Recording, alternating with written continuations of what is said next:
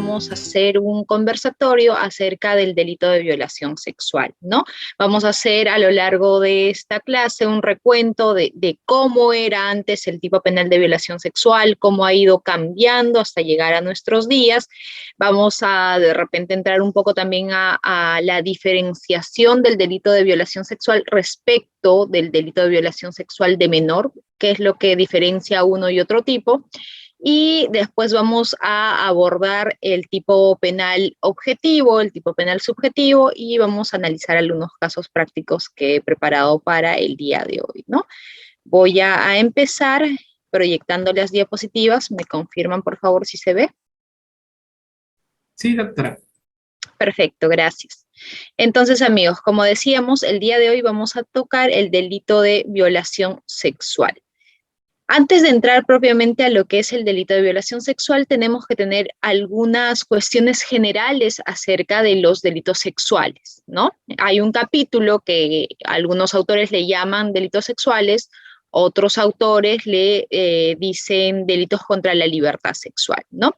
El bien jurídico que se protege no es un solo bien jurídico a lo largo de este capítulo, sino que encontramos básicamente dos bienes jurídicos. El primero es el bien jurídico de la libertad sexual, que está reservado para aquellas personas que han llegado a cierta edad o a cierto nivel de madurez, como para que puedan expresar de manera libre la voluntad que tienen para poder involucrarse en algún determinado acto de índole sexual o para de repente repeler algún comportamiento de carácter sexual, ¿no?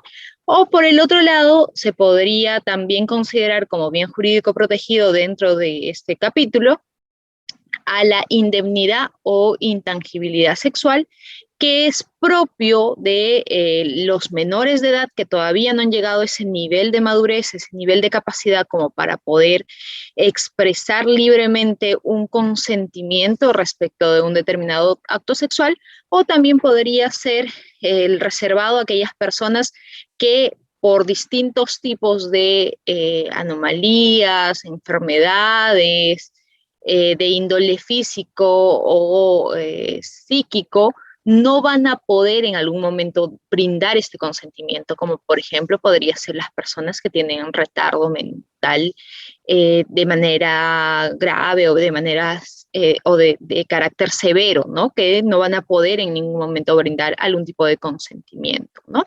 Pero reservemos un poco esto del bien jurídico para las siguientes diapositivas, que vamos a entrar con mayor detalle a la diferenciación, ¿no? Los sujetos pasivo y activo pueden ser cualquier persona, ¿no? El sujeto activo de los delitos generales puede ser un varón, como también podría ser una mujer quien pueda realizar algún delito, algún ilícito penal que atente contra la libertad sexual de una persona, ¿no? Y el sujeto pasivo también puede ser o un varón o una mujer, mayores de edad o menores de edad, ¿no? Pero si fuesen mayores de edad, hablando, por ejemplo, de acceso carnal, se tienen que verificar otros elementos más, a diferencia de cuando el delito de violación sexual se da respecto de un menor de edad, ¿no? Y a lo largo de estos últimos años, dado los casos que han remecido socialmente nuestra coyuntura, que nos han remecido como sociedad, es que se ha dado una serie de normas, un paquete de normas que tienden o han endurecido más el tratamiento respecto a los delitos sexuales, ¿no? Por ejemplo, ahora, si hablamos de delitos sexuales, ya no existe un plazo de reincidencia o un plazo de habitualidad, como sí se podría verificar respecto de otro tipo de delito, ¿no? Por ejemplo, si es que hablamos de hurto, hablamos de repente de apropiación ilícita, etcétera, se va a considerar reincidente o habitual si es que la persona lo hubiese cometido en un periodo de tiempo que no exceda en los 5 años, ¿no? Pero en el delito sexual, si es que nosotros hemos cometido algún delito, nuestro patrocinado ha cometido un delito ahora, por ejemplo, 2022, y vuelve a cometer un delito sexual de acá a 10 años, no importa el periodo de tiempo, se le va a considerar reincidente, o si son 3 o más, ya se le va a considerar incluso habitual, ¿no?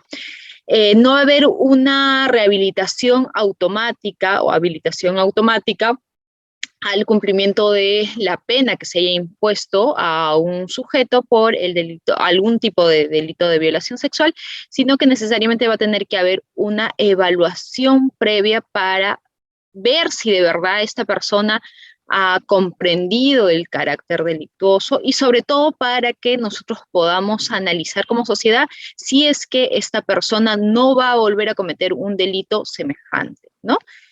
De la misma manera, la pena y la acción penal ya van a ser imprescriptibles. Si el día de hoy se impone una sanción de, por ejemplo, 5 años de pena privativa de libertad a algún determinado sujeto, así pasen los 5 años, con lo cual se entendería que ha prescrito la pena en otro tipo de delito, en los delitos sexuales no ocurre ello, ¿no? Y, por ejemplo, si es que se le capturase de acá a 10 años, necesariamente tendría que cumplir los 5 años de pena que se ha establecido, ¿no?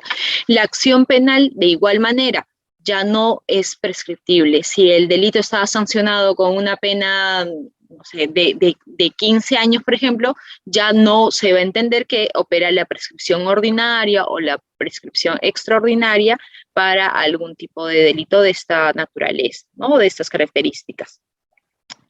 De la misma manera, ya no es procedente la redención de la pena por el trabajo o educación. Ya las personas que son condenadas, que entran a un determinado establecimiento penitenciario, no van a poder redimir los días de pena, ya sean 7, 8 días, o dependiendo de cuál era el sistema que se seguía anteriormente, ya no existe eso, ¿no?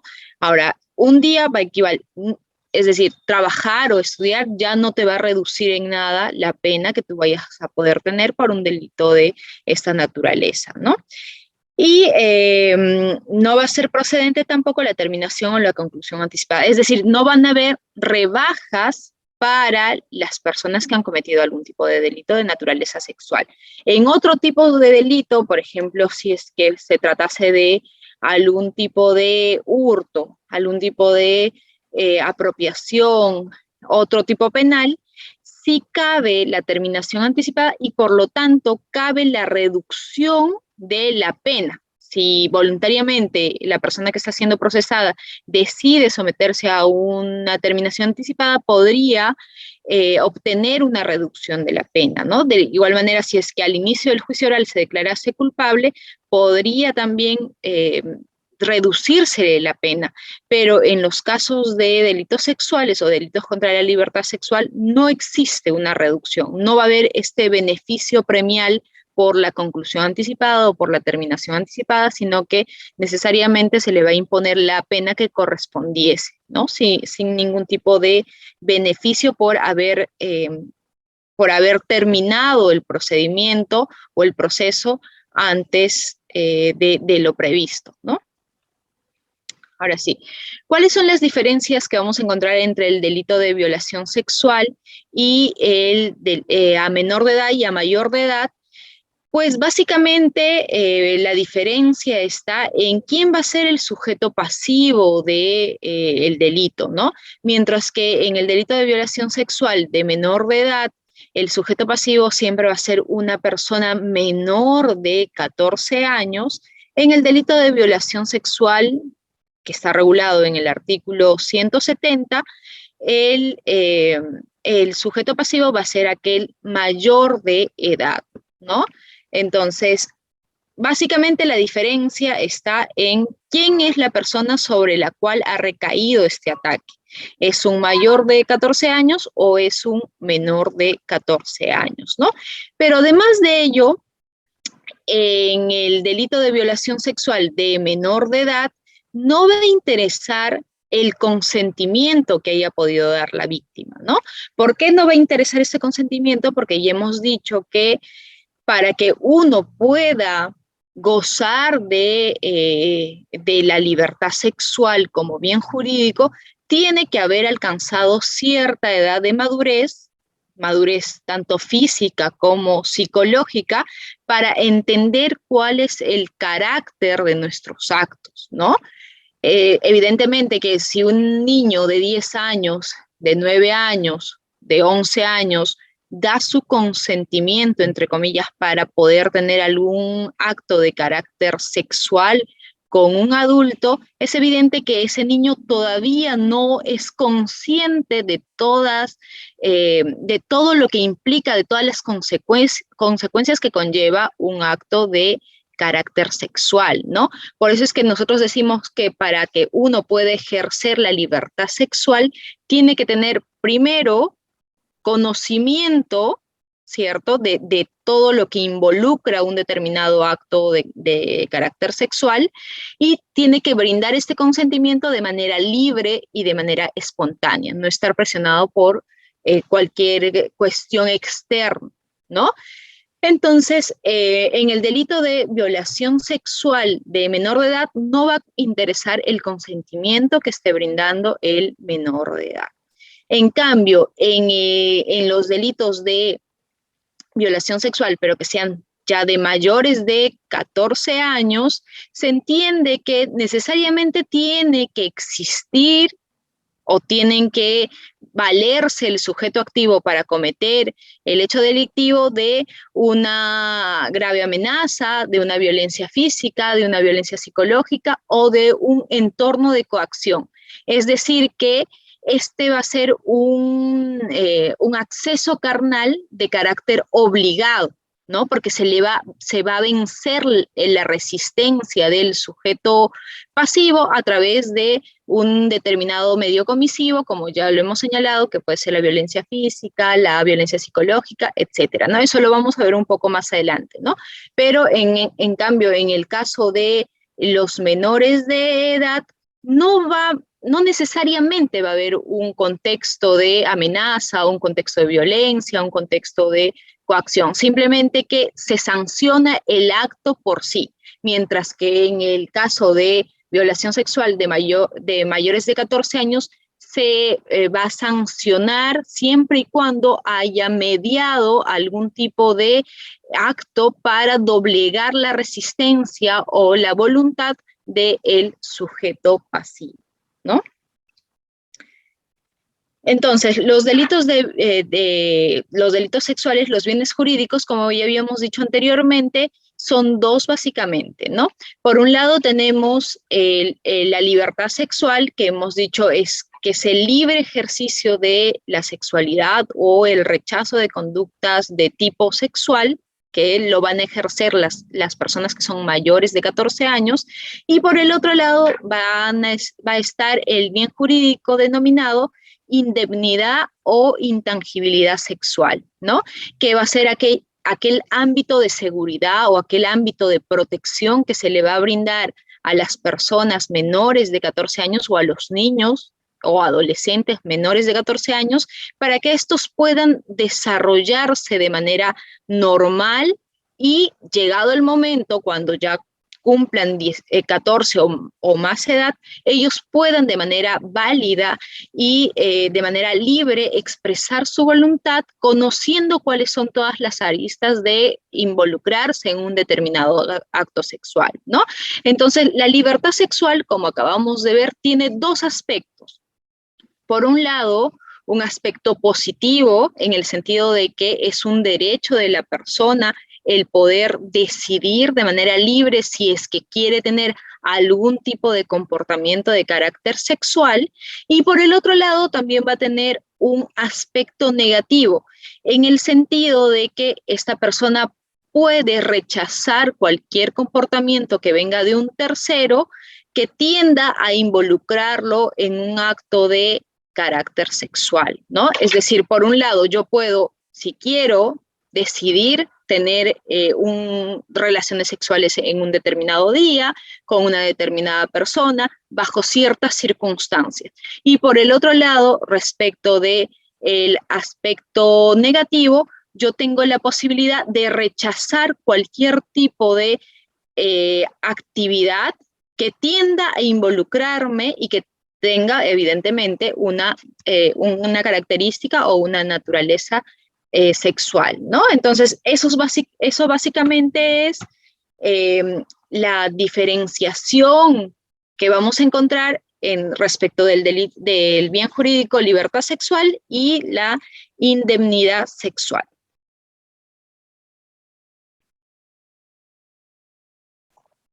Por ahí vemos que alguien tiene una pregunta, no sé si tienen una pregunta o quién está levantando la mano. Sí, doctora, en estos momentos vamos a dar paso a la doctora Janet. Doctora Janet, por favor, está activo su audio.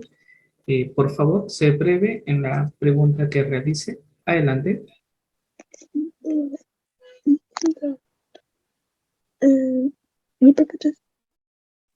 Creo que se ha equivocado, doctora. Damos pase. Sí, ya bajaron su manita, doctora. Adelante, por Ya. favor. Continuamos Disculpe. entonces y vamos a dejar las preguntas para una etapa posterior, por favor, para poder terminar todas las diapositivas, ¿no? Entonces, prosigamos. Esto de la edad mínima para que una persona o para estar frente a un delito u otro, ¿cierto? Pues es reciente. Recordemos que en el año 2004, 2005, si mal no recuerdo, el delito de violación sexual de menor de edad se modificó y se modificó de manera perjudicial, por así decirlo, respecto de los adolescentes que ya ejercían, que ya ejercen muchos de ellos, su libertad sexual, ¿no? Esta libertad sexual restringida. ¿Por qué?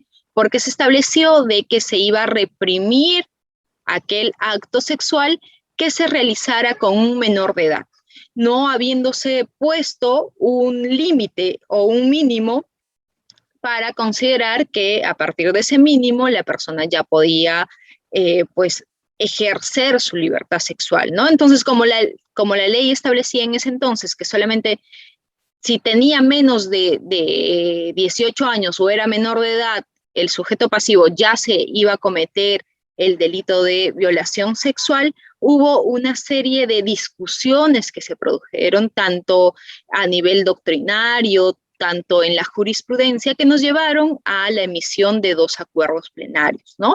El acuerdo plenario 7-2007 y el acuerdo plenario 4-2008, ¿no?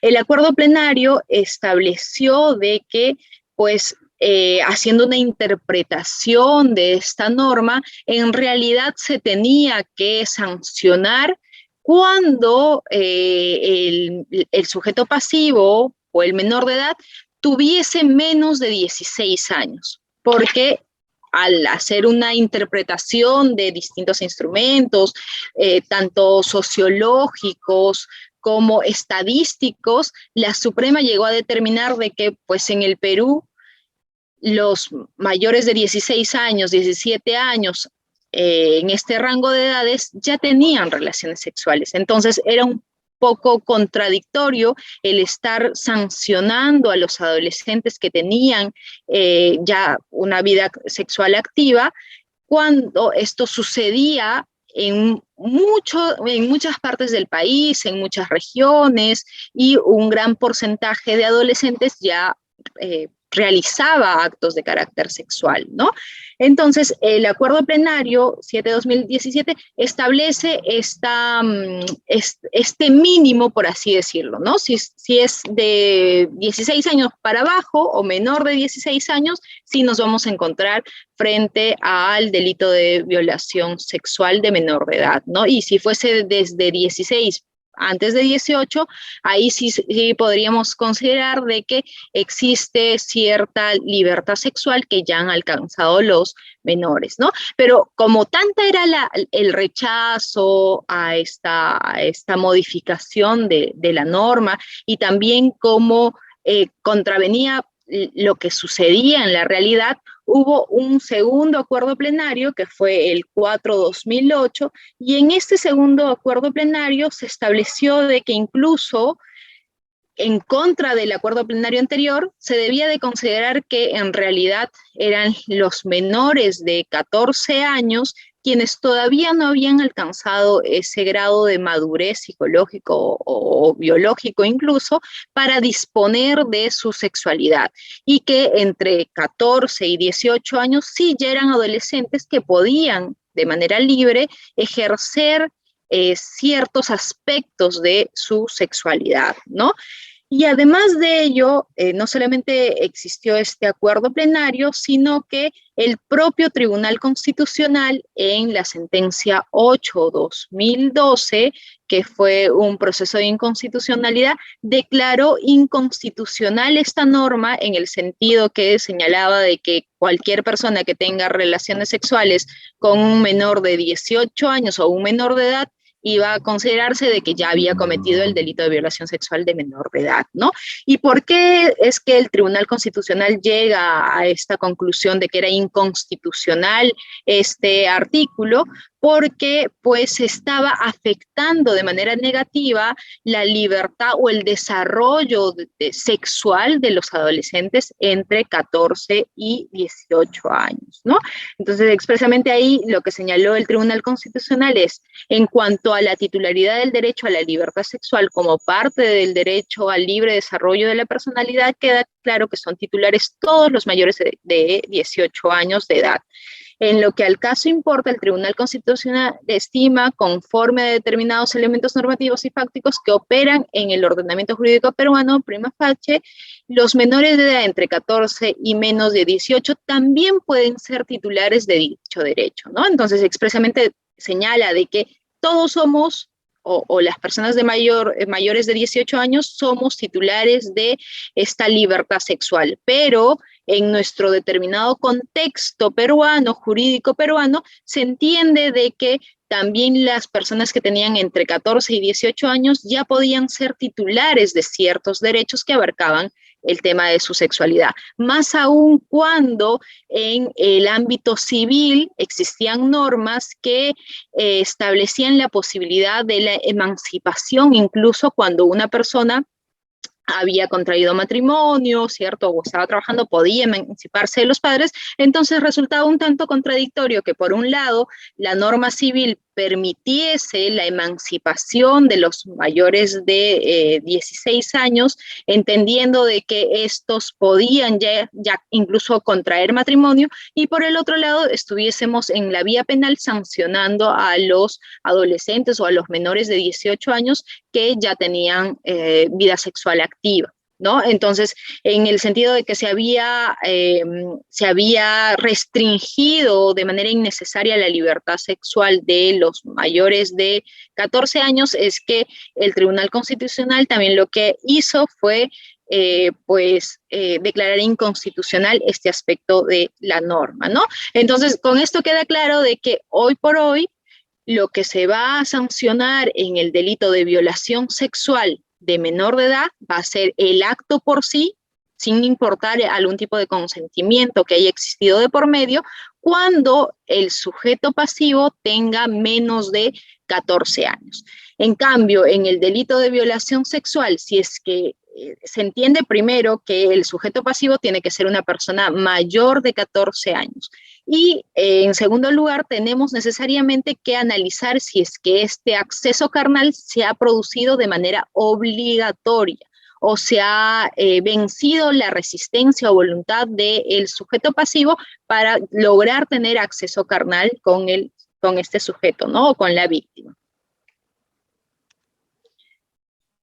En cuanto a la evolución histórica del delito de violación sexual en el Perú, es necesario que nosotros podamos entender cuál es la real dimensión que ha tenido el delito de violación sexual, ya hablando solamente de mayores de edad, ¿no?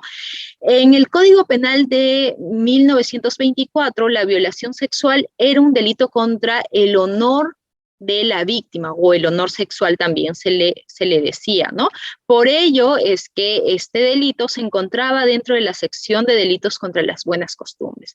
¿Qué quería decir eso? De que si es que se había afectado el honor sexual de la víctima, se tenía que probar en juicio de que la víctima de verdad tenía, entre comillas, ese honor, porque de lo contrario no se hubiese afectado esa buena imagen social que la víctima tenía. En otras palabras, si es que en juicio se determinaba de que la víctima de repente ejercía la prostitución, de repente era una persona promiscua, de repente era una persona que tenía varias parejas sexuales, etcétera. Entonces, ahí no interesaba si es que esta persona había sido obligada a tener relaciones sexuales, sino que se entendía que no tenía un honor sexual, no tenía honor, no tenía reputación y por lo tanto no se tenía que sancionar este delito, ¿no? Entonces vemos cómo en esta primera etapa o en el Código Penal de 1924 existía una fuerte connotación, digamos que machista, respecto del delito de violación sexual, ¿no? Posteriormente, ya con el Código Penal de 1991, que es el que actualmente tenemos, la violación sexual era perseguible por acción privada. ¿Qué quería decir ello? De que si una persona había sido violentada sexualmente, el Estado no iba a mover un dedo a menos que fuese la propia víctima quien interpusiese una especie de querella contra su agresor y acudiese al Poder Judicial para exigir una sanción y eventualmente algún tipo de reparación civil o indemnización, etcétera, ¿no? Es decir, que el Ministerio Público no se metía o no realizaba la investigación de oficio, sino que tenía que hacer la propia víctima quien persiguiese a través de una acción privada este delito, ¿no? Peor aún, también se establecía en el Código Penal que iba a quedar exento de pena si es que el agente decidía contraer matrimonio con la ofendida.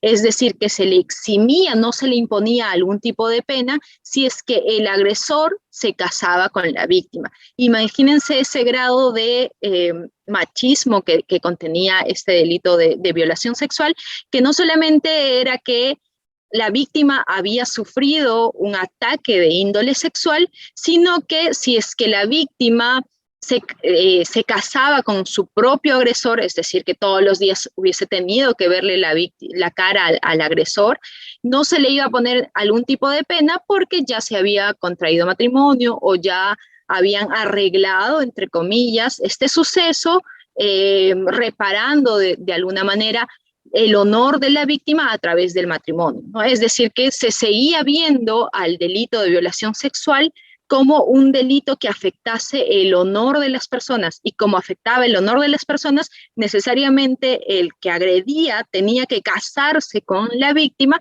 para de alguna manera limpiar, entre comillas, su imagen en la sociedad o frente a la sociedad, ¿no? Para que ya no haya o no hablen de la persona o de la víctima, ¿no? Entonces, hoy por hoy, felizmente, ya no se considera de que va a estar exento de responsabilidad aquel agresor de una mujer o de cualquier persona, y tampoco se considera de que sea el delito de violación sexual perseguible por acción privada. Ahora, cualquier tipo de noticia respecto de una agresión de este tipo es evidente que tiene que ser perseguida de oficio por el Ministerio Público, ¿no?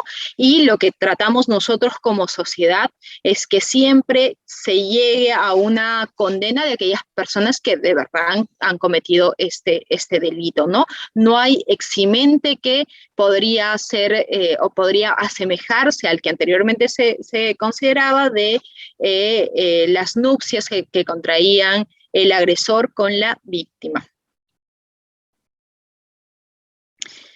Ahora bien, el delito de violación sexual de mayores de edad ha ido cambiando a lo largo del tiempo, ¿no? Cuando recién se emitió el Código Penal del 91, existía un tipo penal base que reprimía el obligar a una persona a tener un acto sexual o algún acto de carácter análogo, y la pena que se establecía era de 3 a 6 años, ¿no? En este tipo penal primigenio únicamente se consideraba un agravante, y es que esta agravante se iba a verificar cuando el sujeto cometiese el hecho a mano armada y por dos o más sujetos. Es decir, que estas dos circunstancias tenían que concurrir de la mano, tenían que concurrir juntas, que se usase una arma y que fuese cometida por dos o más sujetos para que recién se verificase la agravante. Y en el caso del agravante, se establecía una pena de 4 a 12 años, ¿no? Posteriormente, el año 94, surgió una primera modificación y se incrementaron las penas. El tipo penal primigenio pasó a tener una pena de 4 a 8 años, es decir, que se subió un año en cuanto al mínimo y 2 en cuanto al máximo, y respecto de la agravante, la única agravante que existía, se estableció una pena entre 8 y 15 años. Posteriormente, 10 años después, en el año 2004, se estableció una segunda modificatoria. Se amplió el tipo penal base y también se ampliaron las agravantes, ¿no? Porque, ¿qué es lo que comprendió esta modificación? Se estableció de que pues cualquier acto análogo consistente en la introducción de algún miembro del cuerpo por vía vaginal o por vía anal, o algún acto análogo en el sentido de la introducción de cualquier tipo de objetos, también iba a ser reprimido con pena privativa de libertad, ¿no? Y a raíz de que es que se modificó este tipo penal, fue a raíz del caso Lucy Cabrera. Como todos recordaremos, o de repente las personas que son ya un poco mayores, el caso de Lucy Cabrera fue que ella acudió a su cirujano para grabarlo con una cámara escondida, considerando de que se le había hecho una mala praxis en una operación me parece que era un aumento de busto o un tipo de cirugía estética similar, ¿no? Entonces ella va con la intención de probar de que el médico acepte de que se le había hecho una mala operación, y pues en el camino grande fue su sorpresa cuando la cámara registró que el médico la dopaba y la violaba sexualmente. Pero ¿cómo era esta violación? Era empleándose una especie de prótesis de parte del médico, ¿no? La dopaba y la violaba sexualmente a través de una prótesis, ¿no? Entonces, como había mucha discusión en el sentido de que si se había cometido o no se había cometido el delito de violación sexual, en tanto no había ocurrido en realidad un acto sexual como tal, en el sentido de la introducción del miembro viril a alguna de las cavidades orgánicas de la víctima, es que se modifique este tipo penal para comprenderse cualquier tipo de acto análogo que supusiese o que abarcase de alguna manera la introducción de objetos también por algún tipo por vía vaginal o por vía anal. Eso lo vamos a ver un poco más adelante, ¿no? Y también se ampliaron las agravantes, se estableció una prevalencia de la posición, es decir, que si es que el sujeto se hacía valer o prevalecía la posición que ocupaba respecto de la víctima, o de repente tenía algún tipo de cualidad especial la gente, que podía ser miembro de las Fuerzas Armadas, de la Policía Nacional del Perú, etcétera, o si es que la víctima tenía entre 14 y 18 años, o incluso si es que el agente conocía que tenía una ETS, ¿no? Entonces se fueron incorporando en el camino, digamos, más agravantes para el delito de violación sexual. Posteriormente hubo una tercera modificación, el año 2006, se incrementan las penas, pasa a tener el tipo penal básico 6 a 8 años de pena privativa de libertad, mientras que las agravantes se establecen penas entre los 12 y 18 años, ¿no? Y recién acá, en el año 2006, es que se disgrega la primera agravante que se había comprendido. Como lo señalé hace un momento, el tipo penal primigenio, o mejor dicho, el agravante establecía de que necesariamente el acto se tenía que cometer por dos o más sujetos y estos tenían que estar armados, ¿no? Pero a raíz de la modificación del 2006 se estableció de que se iba a considerar como un agravante si es que eran dos o más sujetos, nada más, o si es que incluso el sujeto tenía algún tipo de arma, ¿no? Entonces, se disgregan estos, ya no es necesario que estas circunstancias concurran de la mano, concurran juntas para que se verifique la agravante del delito de violación sexual, ¿no? Y también se agrega que como agravante que la gente trabaje en algún centro educativo o en el centro educativo donde está la víctima, ¿no? Podría ser de repente el director, el profesor, algún administrativo, etcétera, ¿no? Y en esa tercera modificación también lo que se hace es suprimir la minoría de edad de la víctima, ¿no? Es decir, que ya no importaba si es que la víctima era menor o mayor de edad, sino que igual se iba a aplicar la agravante, ¿no?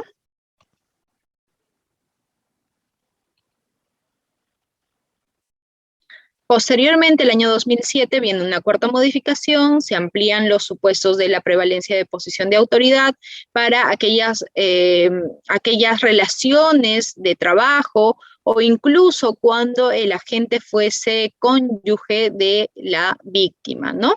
La quinta modificación vino el año 2003, se volvió a incorporar el tema de la minoría de edad como agravante y finalmente la sexta modificación, y que es la versión vigente, se establece un tipo penal básico que pues tiene una pena entre 14 y 20 años, y para las agravantes se establece una pena de 20 a 26, ¿no?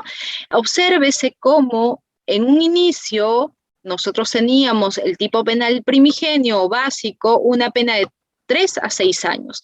Y a raíz de los casos que hemos visto, muchos de ellos escalofriantes, y a raíz de también el rechazo social para este tipo de conductas, es que actualmente se tiene ya el tipo penal básico, una pena de entre 14 y 20 años, ¿no? Y se establecen un total de 13 agravantes, ¿no? ¿Qué es lo que dice el delito de violación sexual expresamente? El que con violencia física o psicológica, grave amenaza o aprovechándose de un entorno de coacción o de cualquier otro entorno que impida a la persona dar su libre consentimiento o obliga a ésta a tener acceso carnal por vía vaginal, anal o bucal, o realiza cualquier otro acto análogo como la introducción de un objeto o parte del cuerpo por alguna de las dos primeras vías, será reprimido con pena privativa de libertad no menor de 14 ni mayor de 20 años, ¿no? Entonces, ¿cuál es el tipo penal objetivo o los elementos del delito de violación sexual? Las conductas que se reprimen, como lo dijimos anteriormente, es el acceso carnal obligado, ¿no? ¿Y qué quiere decir el acceso carnal obligado? Viene a ser aquel acto por el cual necesariamente un varón, ¿no? Tendría que introducir su miembro viril, ¿cierto? Por vía vaginal, vía anal o por vía bucal, ¿no? Y también se van a reprimir los actos análogos. Los actos análogos, evidentemente, sí podrían ser cometidos por una mujer o por un varón. ¿Y en qué consisten estos actos análogos? En la introducción de un objeto. Es evidente que este objeto tiene que tener las características de un falo o características similares al del miembro viril o con la capacidad de poder penetrar a la víctima, ¿no? Y estos actos análogos como la introducción de objetos tendría que producirse por la vía vaginal o por la vía anal. También se van a considerar actos análogos aquellos actos consistentes en la introducción de partes del cuerpo por la vía vaginal o por la vía anal, ¿no? Por ejemplo, podría ser un acto análogo la introducción de una botella por la vía vaginal o por la vía anal, ¿no? Y vaginal o anal. Y también podría ser un acto análogo respecto de la introducción de partes del cuerpo, la introducción de una mano, de un dedo, por vía vaginal o por vía anal.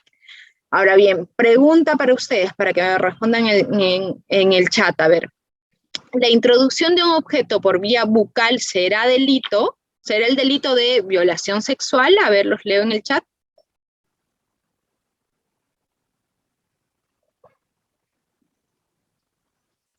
Por ahí nos dicen varios, no, no, no. Janet nos dice sí. Más nos dicen que no. No, no, no, no. Es una conducta atípica. Depende, nos dice sí, pero depende. A ver, nos dicen alguien.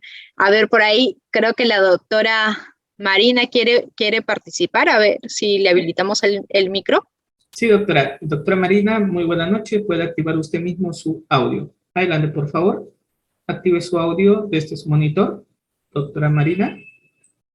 Nuevamente le doy pase. Doctora Marina, ¿está activo su audio? Usted mismo lo puede activar. ¿Sí? Creo que no puede. Doctora Marina, puede activarlo desde su mismo monitor. ¿Sí? Le doy acceso. No, no puede activar su audio, doctora. Voy a dar pase a la doctora que tenemos, Ledesma.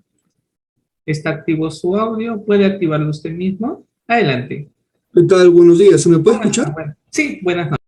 Sí, Buenas noches, colega. Sí, lo escuchamos. Correcto, doctora. Bueno, para responder en sí, la introducción de un objeto por vía bucal no se configura por el delito de violación sexual. En todo caso, si es que esta introducción produjese algún tipo de lesión en la boca de la otra persona y el mismo se siente afectado, podría denunciar por lesiones, pero bueno, si nos referimos al tema de violación sexual, el simple hecho de introducir un objeto por vía bucal no se configura por el delito de violación sexual. Excelente, colega. no, Gracias por la respuesta. dime A ver, tú. creo que también tenemos la participación de la doctora. No, tenemos de Abraham. Tenemos al doctor Abraham, doctora. Perfecto. Doctor Abraham, está activo su audio. Adelante, por favor. Muy buenas noches, doctora. Buenas noches, colega. Lo escuchamos. De acuerdo a su pregunta, considero que sí debe existir un delito si la finalidad de esa introducción bucal es de tipo sexual y de acuerdo a las circunstancias, ¿no? El marco legal indica, ¿no? Cualquier tipo de introducción, sea vocal o anal, en cualquiera de sus formas. Considero que si de acuerdo al caso, si la parte del objeto es de tipo sexual y es contra su voluntad y es bucal, de acuerdo al caso, vaya la redundancia, sí podría darse el tipo del delito de violación sexual. Esa es mi opinión, doctora. Gracias. Gracias por su opinión, colega. A ver, tenemos también a la doctora Zoraida. Doctora Zoraida, muy buenas noches. Está activo su audio. Adelante, por favor. Buenas noches, buenas noches, doctora. Buenas Doctora, noches. a la pregunta que usted indicaba, sí se configuraría delito de violación sexual porque el tipo penal de los artículos de violación sexual, en una y otra que se ejerce violencia y la otra tan solo tener el acceso carnal, dice por la vía vaginal, anal, ya, y anal, bucal, o cualquier otro análogo, dice, o la introducción de un objeto, por el cuerpo, dice, cualquier parte del cuerpo de las otras vías, o sea, que dice la boca, la vaginal y anal, y también el objeto. Según el tipo penal, yo lo interpreto que sí se considera violación sexual, doctor. Gracias por su participación, colega. A ver, finalmente el doctor Marco Antonio. Excelente, doctora Zoraida. Doctor Marco Antonio, adelante, por favor. Buenas noches, doctora. Bueno, acá lo que vemos está planteado el Código Penal, el cual se tiene que cumplir a cabalidad. Yo creo que ya está, es objetivo, creo, prácticamente el artículo 170 sobre violación sexual, ¿no? Porque está bien claro que dice que basta tener acceso vía vaginal, anal o bucal, ¿no? Con cualquier objeto, quiere decir que prácticamente estaría dentro del artículo 170, o sea, sería una violación sexual, o sea, ya está considerado. No habría por qué tratar de buscar algún medio para buscar, ¿cómo le puedo decir? Una, sacarle la vuelta a la ley, ¿no? Porque ya está escrito, está bien claro el artículo 170, creo yo, doctora. Muchas gracias. Gracias por su participación. A ver, más adelante vamos a volver a abrir el micro, por favor, para las personas que se han quedado con ganas de participar. Bueno, han habido posiciones a favor, han habido posiciones en contra, ¿no? Pero si nosotros nos remitimos a la descripción del tipo penal, acá está, lo hemos puesto, ¿qué es lo que dice expresamente? El que con violencia física o psicológica, grave amenaza o aprovechándose de un entorno de coacción o de cualquier otro entorno que impida a la persona dar su libre consentimiento, obliga a esta a tener acceso carnal por vía vaginal, por vía anal o bucal. ¿Ya? Hasta ahí está perfecto, ¿no? Es decir, que puede ser por esas tres vías el acceso carnal, vía vaginal, anal o bucal, ¿no? O realiza cualquier acto análogo con la introducción de un objeto o parte del cuerpo por alguna de las dos primeras vías. ¿Cuáles son las dos primeras vías? La vía vaginal o la vía anal. Será reprimido con pena privativa de libertad no menor de 14 ni mayor de 20 años. ¿Qué quiere decir esto? En traducción. Es que el acceso carnal, como hemos dicho, necesariamente se identifica con la introducción del miembro viril, es decir, con la introducción del pene, por vía vaginal, anal o bucal. Es decir, que si es que existe la introducción del miembro viril por la boca de la víctima, es evidente que ahí sí vamos a estar frente al delito de violación sexual. Pero respecto de actos análogos, es decir, respecto de la introducción de objetos o la introducción de partes del cuerpo, otras partes del cuerpo, la norma únicamente sanciona las dos primeras vías, es decir, que sanciona la vía vaginal o anal. Introducir una botella u otro objeto, así que tenga esa forma contundente como para poder introducírsela a la víctima, ahí se va a reprimir únicamente cuando esta introducción se produce respecto de la vía vaginal o anal. No nos dice ya nada respecto de la vía bucal, ¿no?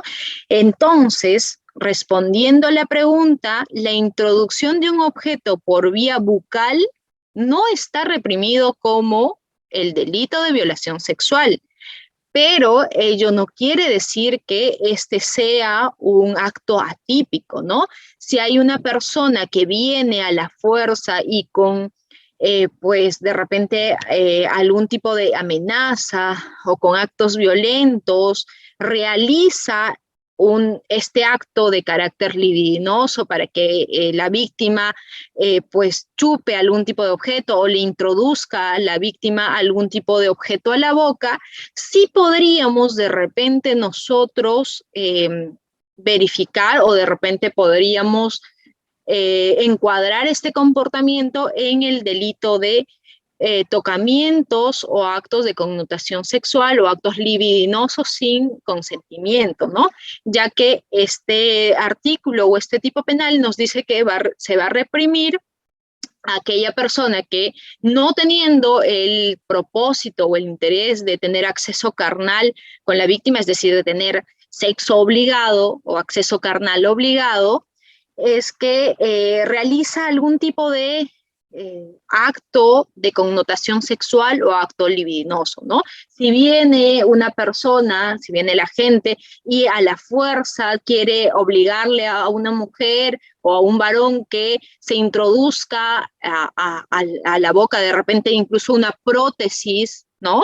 o un objeto que tenga la forma de pene, es evidente que ahí podríamos hablar de este delito de actos libidinosos sin consentimientos o actos de connotación sexual sin consentimiento, ¿no?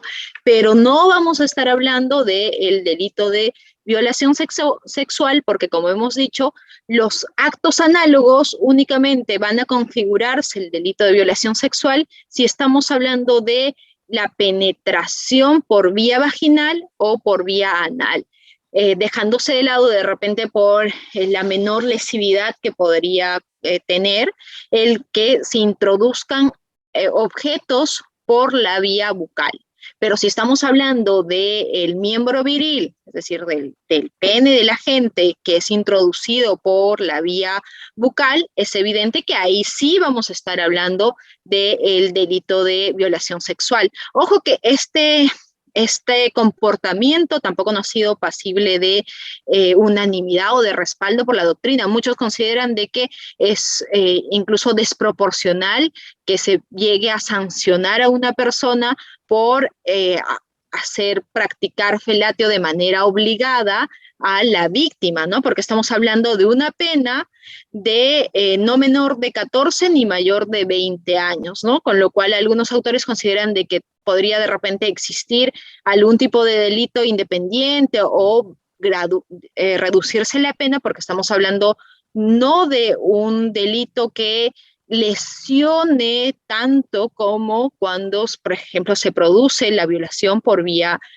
anal o por vía vaginal. Discutible esta situación, discutible, ¿no? Porque imagínense cómo queda una víctima que es obligada a tener felación con un desconocido, ¿no? Entonces, pero igual se los comento para que sepan que algunos critican incluso este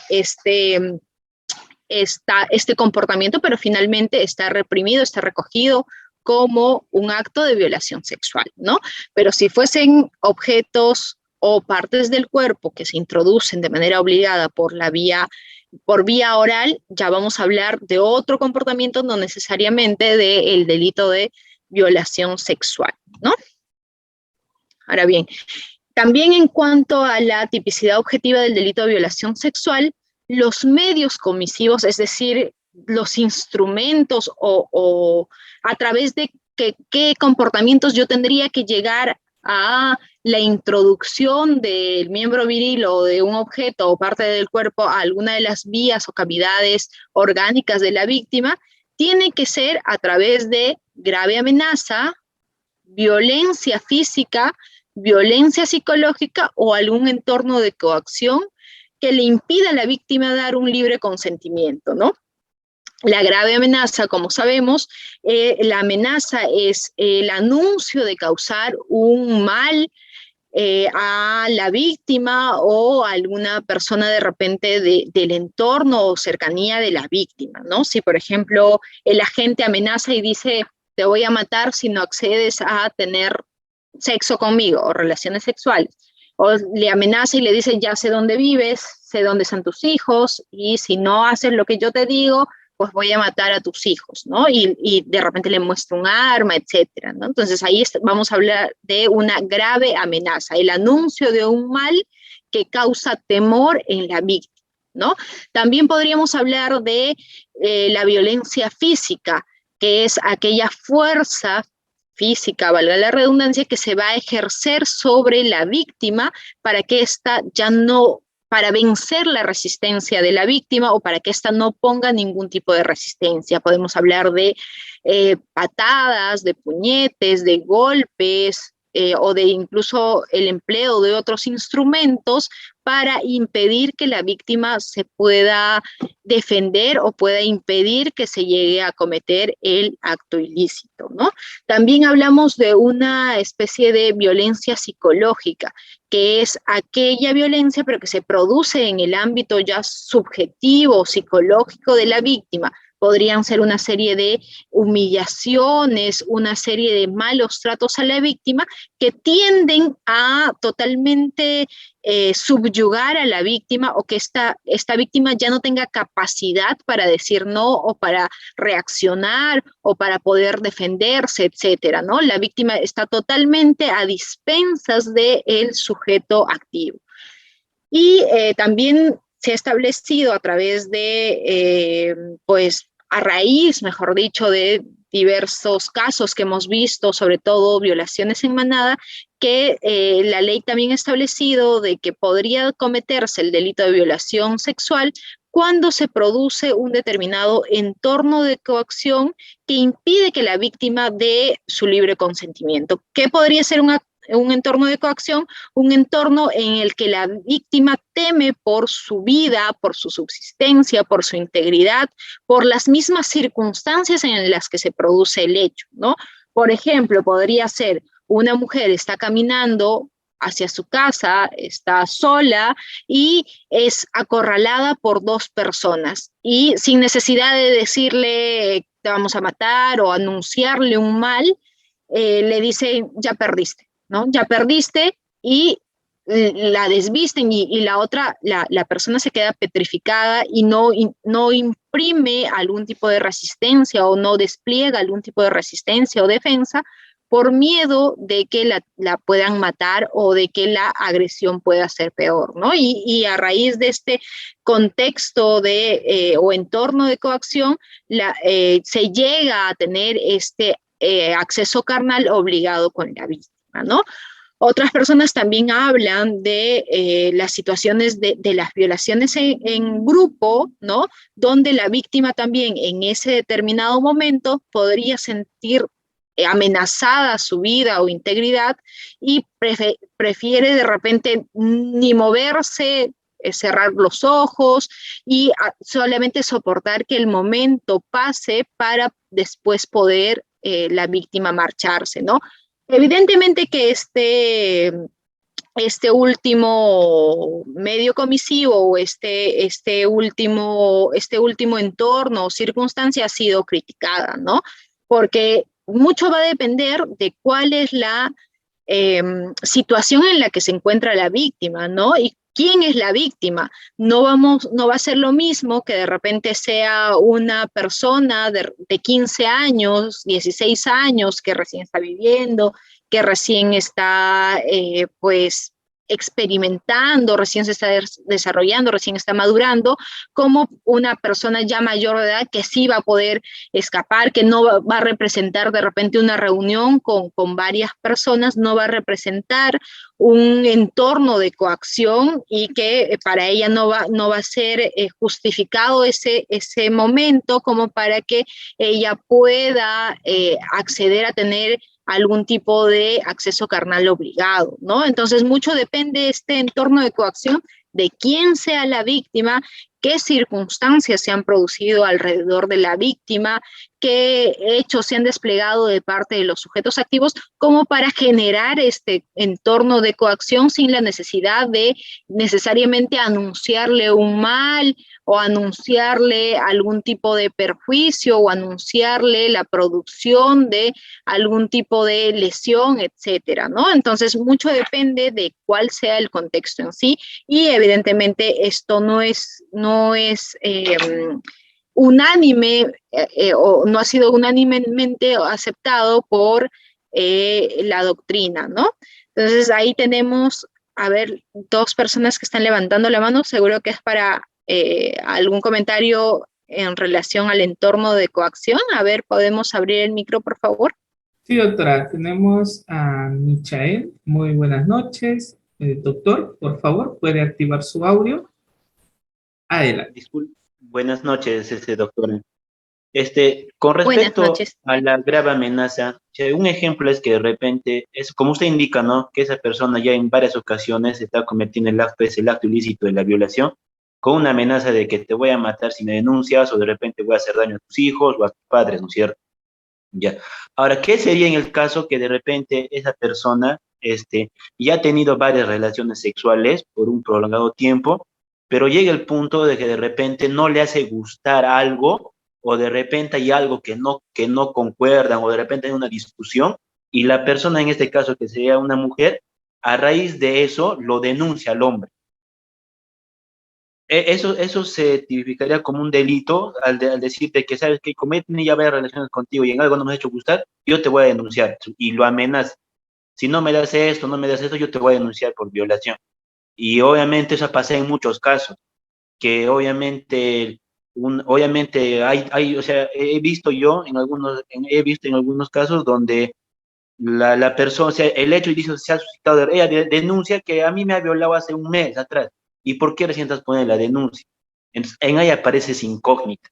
Entonces, por eso ahí viene mi pregunta, si eso se va a tipificar como un delito o no, o ya se va a ver en el transcurso ya del proceso. Ujú. Gracias por la pregunta, colega. Interesante, ¿no? Lo que nos comenta, porque ciertamente la peculiaridad o particularidad de los delitos de violación sexual y en general de los delitos sexuales es que se cometen muchas veces cuando solamente son testigos, la víctima y el agresor. Son los únicos que realmente viven el acto y no hay terceras personas que están apreciándolo, ¿no? O a menos que se tratase pues de una violación en masa o en manada, etcétera, ¿no? Pero como solamente van a presenciar el hecho en sí los partícipes que están contrapuestos en su versión, es decir, que van a estar por un lado el sujeto activo o la persona que está siendo denunciada y por el otro lado va a estar la víctima o el denunciante, pues es difícil muchas veces establecer a quién vamos a creer o a quién no, ¿no?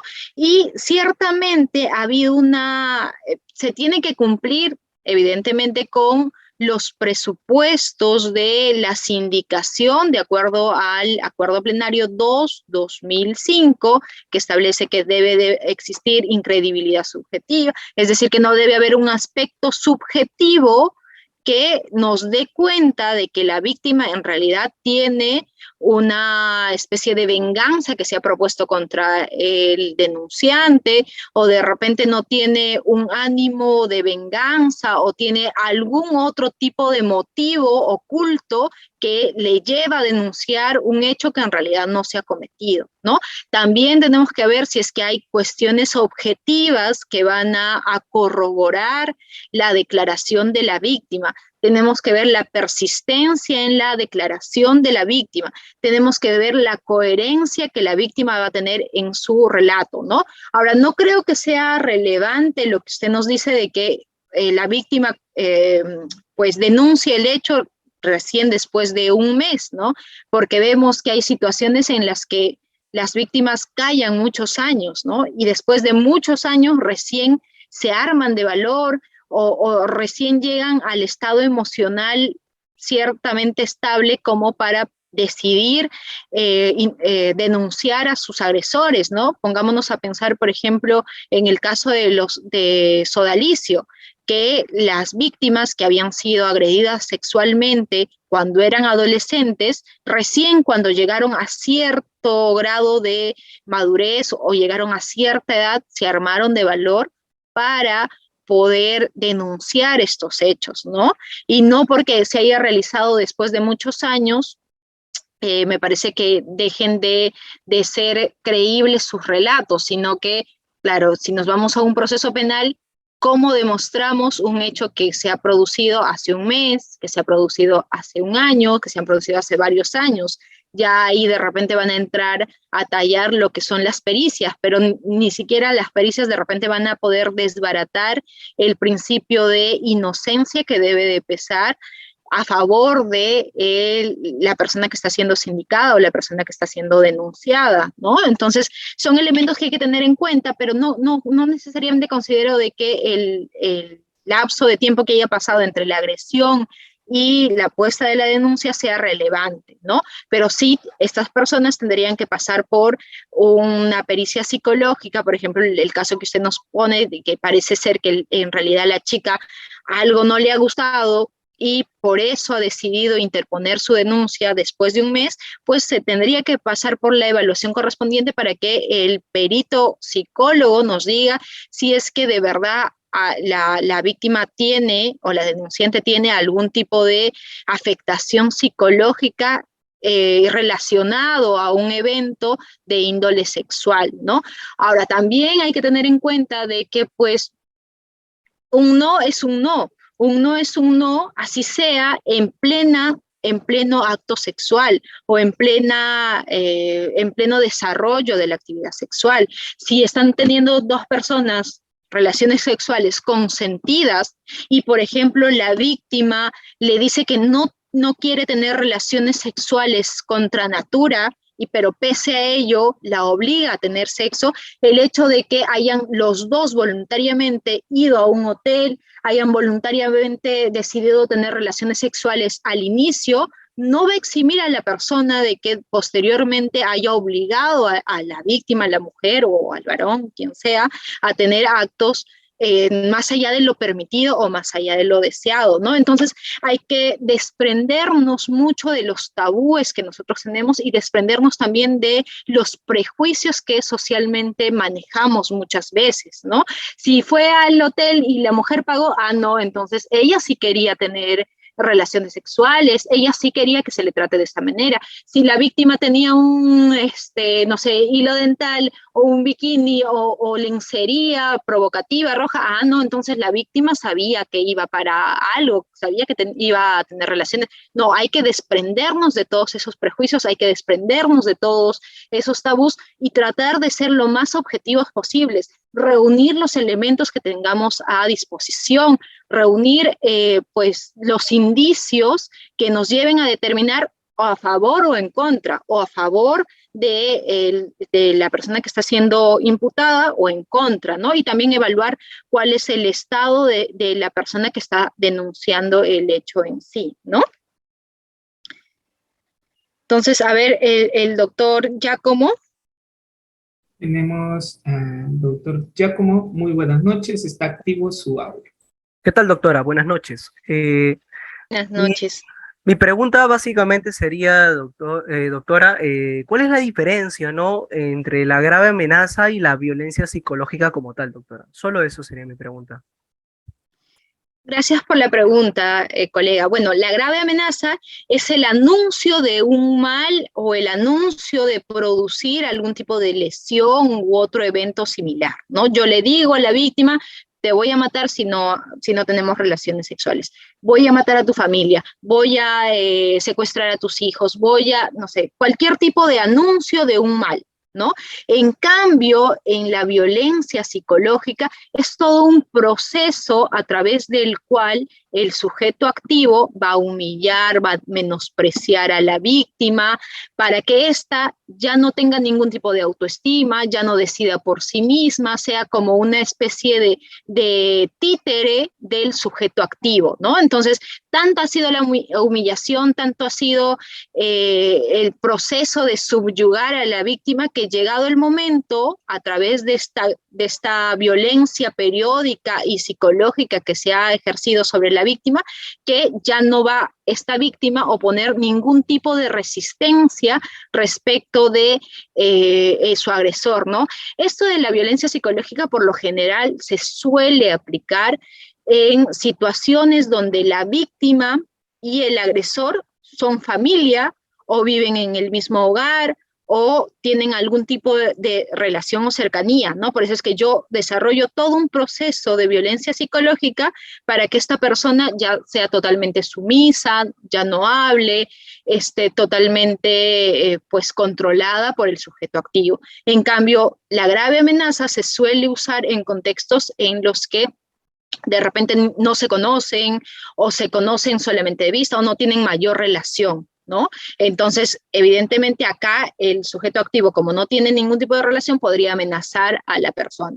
En cambio, en el otro contexto en el que les comento, en el que pues de repente son cercanos, son miembros de una misma familia, ahí se va a ejercer la violencia psicológica periódica para que la víctima ya no pueda resistir algún acto de de índole sexual o un ataque sexual de parte del sujeto activo, porque siente que no es merecedora de algún tipo de protección, o siente de repente la víctima que no le van a creer llegado el momento, o de repente siente la víctima de que pues nadie más va a creerle o a protegerle o etcétera, ¿no? Entonces está totalmente menospreciada, humillada, y ella se siente así la víctima, ¿no? Entonces esa sería básicamente la diferencia.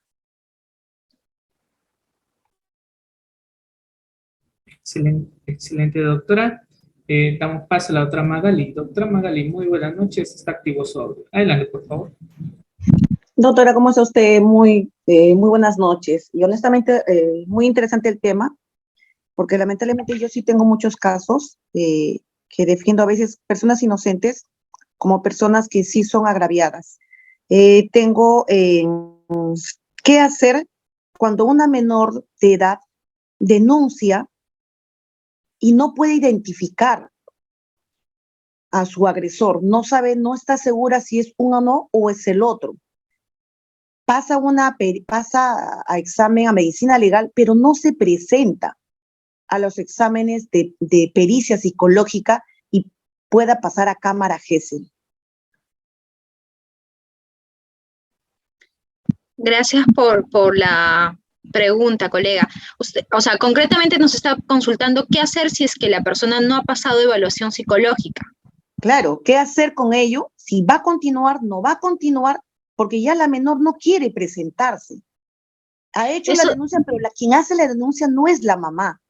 Quien hace la denuncia es la hermana del enamorado, porque la mamá también no quiere, honestamente, no quiere saber ya de la menor. Qué situación tan delicada. Pero es ha bien habido... delicado, pero sí, pero ¿qué hacer cuando ella no se quiere presentar? ¿Ha habido evaluación, certificado médico que determinen algún tipo de lesión, etcétera? Sí. Entonces yo creo en este caso que de repente por la misma situación de la menor que ha sufrido este tipo de ataque, es evidente que está teniendo una afectación psicológica. No se va a de repente poder determinar el nivel de si es afectación, si es daño psicológico, etcétera, porque la menor misma no quiere ya someterse. Sin embargo, sí hay un elemento objetivo en este caso, que es el certificado médico que arroja que esta adolescente o esta menor ha sido víctima de un delito de violación sexual, ¿no? Pero ¿qué hacer respecto de pues su declaración? Lamentablemente en este caso no se tiene certeza de quién ha sido la persona que ha cometido el hecho delictivo. Entonces podría ser que llegado el momento se pueda incluso archivar de manera temporal el caso hasta que se pueda identificar a la persona, ¿no? Pero como la menor no está queriendo participar en el proceso en sí, en la investigación, va a ser un poco complejo que se pueda determinar o que incluso el proceso pueda continuar, ¿no?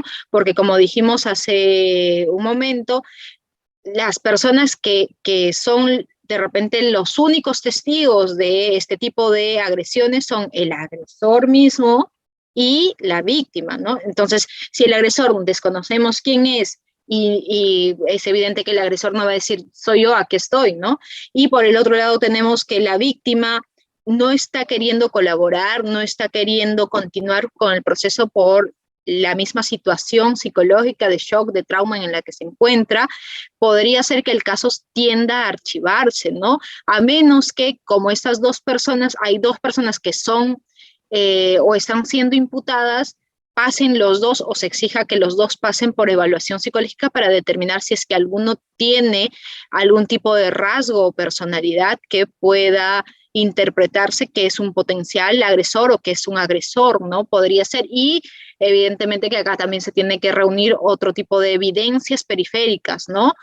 Como de repente si hay videos del lugar, testigos, etcétera, o incluso podría a los dos posibles sospechosos requerírsele que acrediten dónde y con quiénes han estado el día de los hechos, ¿no? Pero va a ser un poco más complejo porque evidentemente que ellos tienen o están amparados por un derecho de la no autoincriminación y si quieren pueden declarar o no pueden declarar o pueden hacerlo incluso mintiendo respecto de lo que han podido realizar ese día. Entonces, un poco complejo cuando la víctima misma no quiere proseguir con el proceso, ¿no? Pero no por eso el proceso necesariamente se va a archivar. En este caso podría ser que sí, porque no sabemos quién ha sido finalmente el autor del delito, pero en casos en los que sí se tiene, se ha identificado quién es el agente que ha producido este hecho ilícito, quien ha agredido sexualmente a la víctima, y la víctima posteriormente ya no quiere saber nada del proceso, igual el proceso va a continuar, ¿no? Incluso hay situaciones, circunstancias en las que la víctima se retracta de lo que ha dicho, ¿no? Pero existen elementos que llevan a pensar de que sí se ha cometido el delito, pero que la víctima está desdiciéndose de lo que ha dicho por la conexión o cercanía que pueda tener con el agresor. Entonces, en esos casos, incluso el Tribunal Supremo ha establecido, o la Corte Suprema ha establecido de que se tiene que tomar en cuenta todas las circunstancias, ¿no? No necesariamente con esa retractación de la víctima, porque podría ser que la víctima esté intentando proteger a su agresor por algún tipo de vínculo que pueda tener con el agresor. Veo que hay bastantes preguntas. Vamos a avanzar un poco más con la clase, por favor, para poder terminar. Y después de eso, abrimos nuevamente el micrófono, ¿ya? Entonces, pregunta para ustedes. ¿Es necesario que la víctima exprese resistencia al acceso carnal? A ver, rapidito por el chat nada más. Sí, no. Por el chat los leo. Por ahí nos dicen no, no, no. Por ahí Lourdes dice sí, no. No, no. Bueno, la mayoría coincide en que efectivamente no es necesario que la víctima expresamente diga no o expresamente rechace este comportamiento y diga no quiero, déjame o no me hagas esto, ¿no? O que incluso exprese resistencia en cuanto a defenderse del ataque, ¿no? Precisamente el recurso de nulidad 1480-2018 Junín, en su 15º considerando, han establecido lo siguiente. Otro aspecto central que debe recordarse es que el delito de violación sexual previsto en el artículo 170 del Código Penal no exige para su configuración que la víctima explicite resistencia al acceso carnal, sino que éste sea no deseado y que se realice mediante violencia física o grave amenaza. Que puede ser previa o coetánea al acto, en atención incluso al contexto en el que se produce. Este caso en realidad fue de una adolescente, ¿cierto? Que esa adolescente vivía con su mamá, sus hermanos y el padrastro. Y el padrastro había sido quien la estaba violando ya por un periodo prolongado de tiempo, ¿no? Entonces el padrastro decía finalmente que no, que en realidad había sido un acto consentido, pero cuando la menor dio su declaración, dijo que al momento de que se produjo la primera violación sexual, ella no se puso a llorar, o sea, no necesariamente le dijo, no, déjame, no quiero, suéltame, pero se puso a llorar, ¿no? Y pese a eso, el hombre continuó con la agresión, ¿no? Entonces la Corte Suprema lo que dice es, no es necesario que la víctima diga expresamente que no quiere o que resista, se entiende de todo el contexto en el que se está produciendo. Si una mujer está llorando y tú estás teniendo acceso carnal con ella, estás teniendo relaciones sexuales, es evidente que algo no está bien, ¿no? Porque el objetivo de las relaciones sexuales no es que la persona o una de las dos partes se ponga a llorar, ¿no? Porque algo está sucediendo, algo no le está gustando, algo le está incomodando, le está doliendo, etcétera, ¿no? Entonces, y si existiese algún tipo de rechazo ¿no? Este rechazo podría ser antes de que se produzca el acceso carnal, o podría ser incluso en el mismo momento, lo que hablábamos hace un rato de que podría ser que la relación sexual al inicio fue consentida, fue consensuada, los dos estaban de acuerdo, pero existió un punto en el que la víctima no quería, ¿no? Por ejemplo, podría ser que estaban teniendo relaciones sexuales con preservativo, los dos cuidándose, y en algún momento el agente se quita el preservativo y quiere tener relaciones sexuales con la mujer, y la mujer le dice, no, no quiero sin preservativo, ¿no? Entonces, este hace caso omiso y pues continúa teniendo sexo ya de manera brusca u obligada a la mujer. Entonces ahí evidentemente que también estaríamos frente al delito de violación sexual, porque la mujer ya le está diciendo en el mismo acto, durante el mismo acto, está rechazando este comportamiento de tener relaciones sin protección, ¿no? Y pese a eso nos está respetando su voluntad. Entonces el rechazo podría ser no necesariamente explícito, y si es que fuese explícito, podría ser antes o durante el mismo acto de la agresión, ¿no? En cuanto a la tipicidad subjetiva, es evidente que este acto es eminentemente doloso. La persona que comete el delito de violación sexual tiene que actuar con conciencia y voluntad de que está teniendo acceso carnal contra la voluntad de una persona, que esta persona en realidad no está queriendo tener relaciones sexuales y que le está obligando para llegar a su fin, ¿no?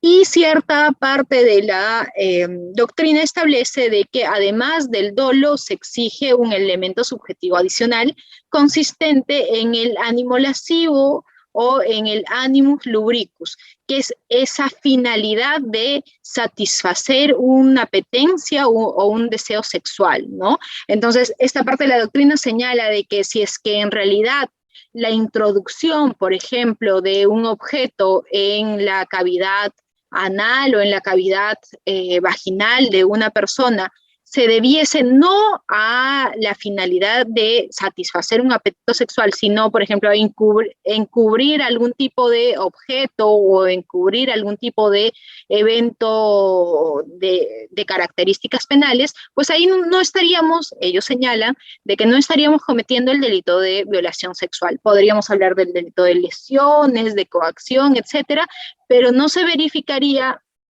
el delito de violación sexual en tanto no se tiende a satisfacer este apetito, esta expectativa sexual.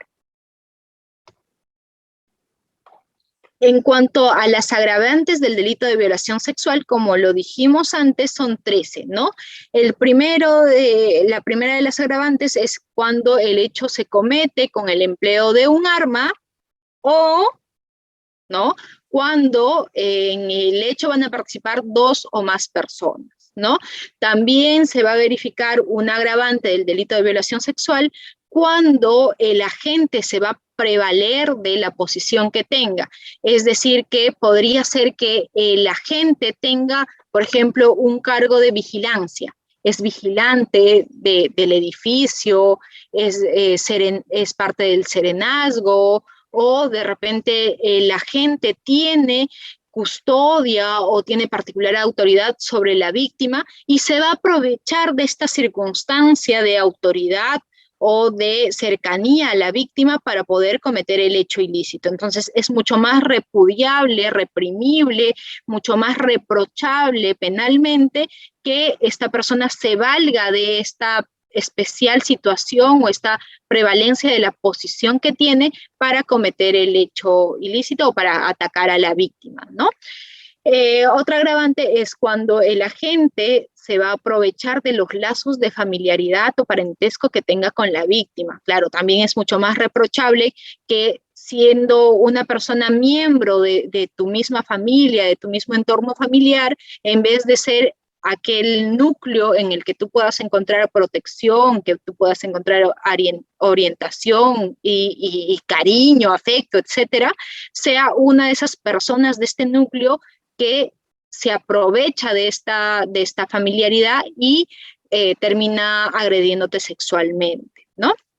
Asimismo, tenemos como agravante que el agente sea líder de una organización religiosa o espiritual y que tenga ascendencia sobre la víctima. Muchas veces son los padres, son los pastores u otro tipo de autoridad religiosa que tienen mucho más confianza con la víctima, ¿no? Que la víctima va, les cuenta todo, les cuenta sus problemas, le cuentan, hasta se confiesan las cosas que consideran que son pecado, etcétera. Entonces es repudiable, reprochable penalmente que este agente se aproveche de esta situación de tener una ascendencia de autoridad moral, si se quiere, sobre la víctima, para finalmente que le sea más fácil cometer este hecho delictivo.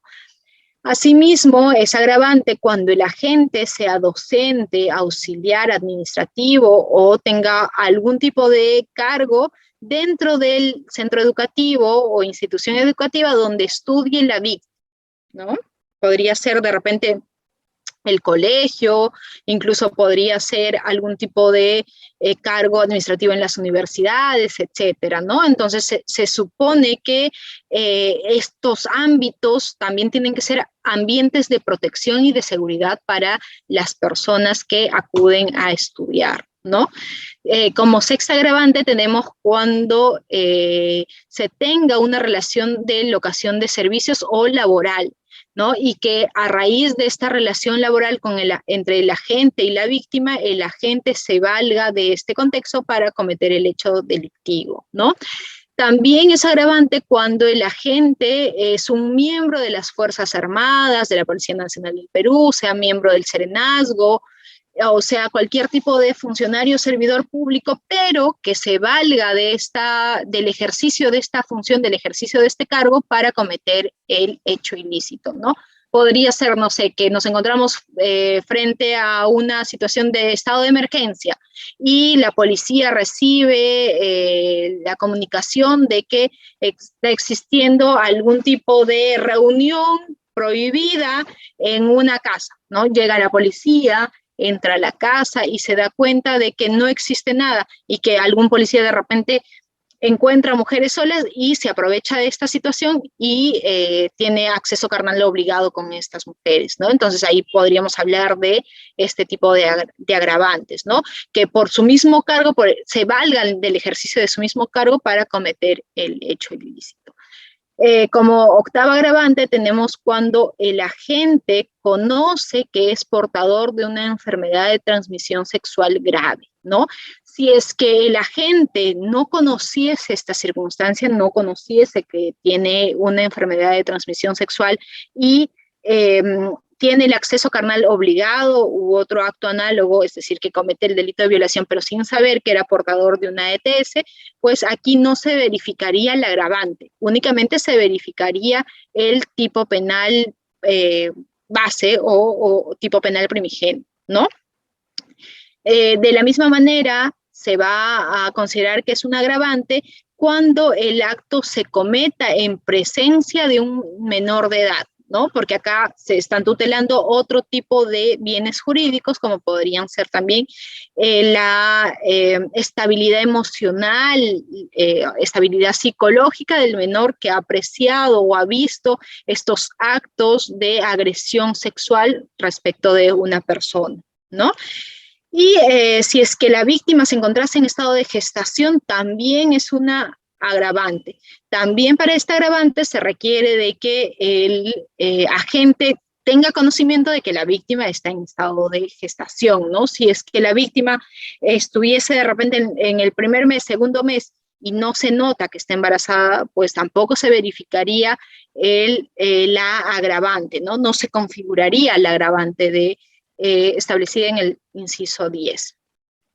Asimismo, tenemos como agravante que la víctima tenga entre 14 y 18 años o de repente sea una persona adulta mayor o de repente sea una persona con discapacidad, algún tipo de discapacidad y el agente se valga de dicha situación.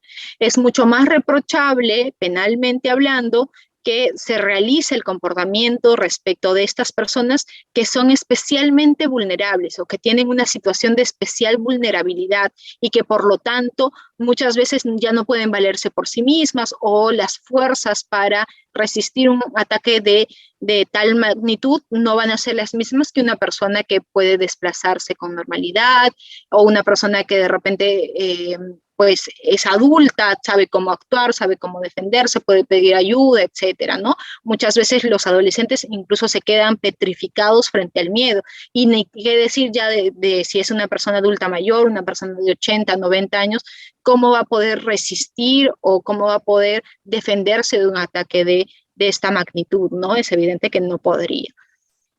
También la ley establece que va a considerarse un agravante del delito de violación sexual cuando la víctima sea mujer y la agresión se produzca en los contextos del artículo 108b, ¿no?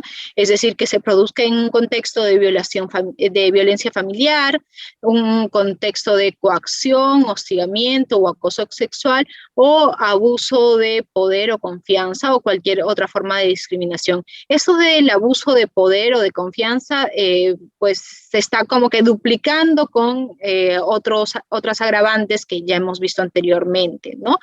Y pues en el caso de violencia familiar, pues también como que se duplica porque hemos visto que una de las agravantes es cuando pues el agente tenga lazos de familiaridad o parentesco con la víctima, ¿no? Entonces, si es que ya fuese tu familiar y no se produjese en un contexto de violencia familiar, pues igual se produciría la agravante, ¿no? Basta con verificar que existen lazos de familiaridad. No es necesario que tenga que haber algún supuesto de prevalencia en las relaciones entre el agresor y la víctima, ¿no? Pero se supone que el legislador ha tratado de englobar todos los supuestos que se podrían producir, englobar todas las aristas que podría tener el delito de violación sexual para que nada quede en la impunidad, ¿no?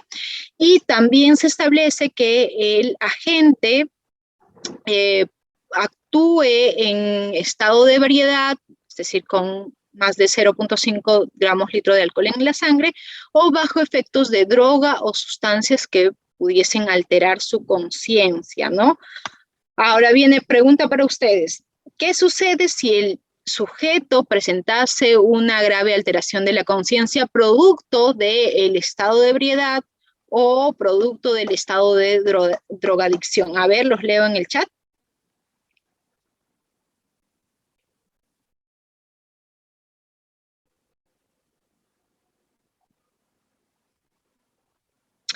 Hay eximente de pena, nos ponen por ahí, otros nos ponen acto libero en causa.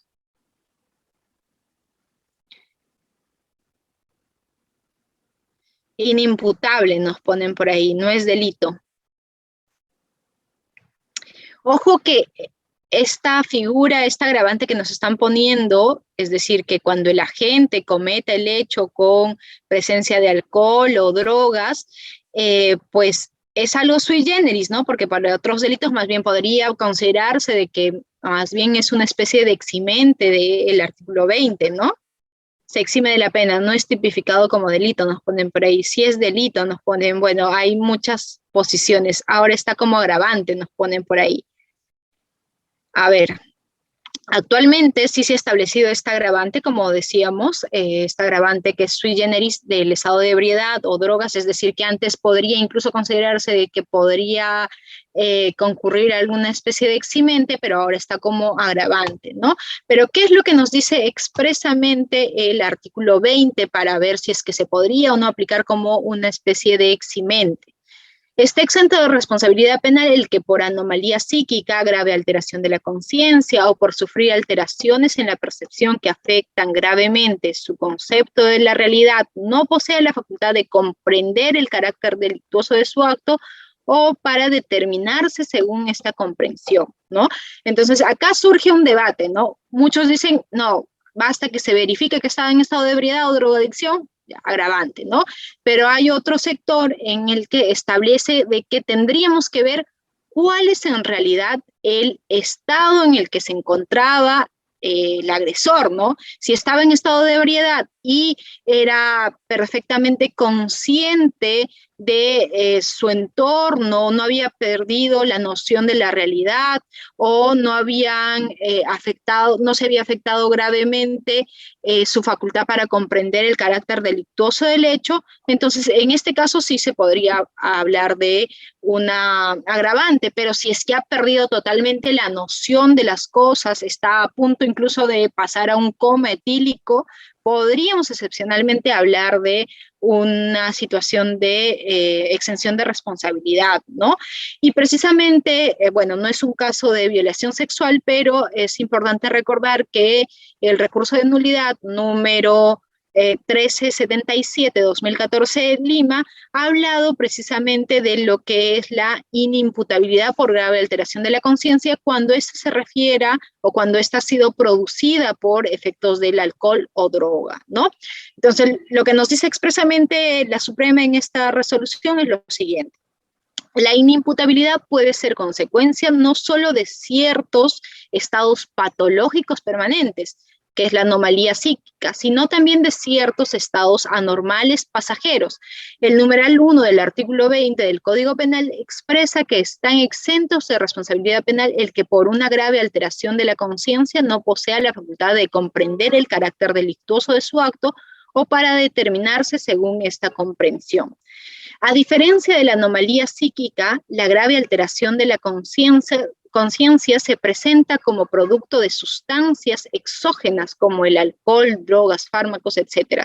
Este trastorno mental debe adquirir tal profundidad que afecte gravemente las facultades cognitivas y voluntativas de la gente. Deben incidir en la misma magnitud que las causas de la anomalía psíquica, ¿no?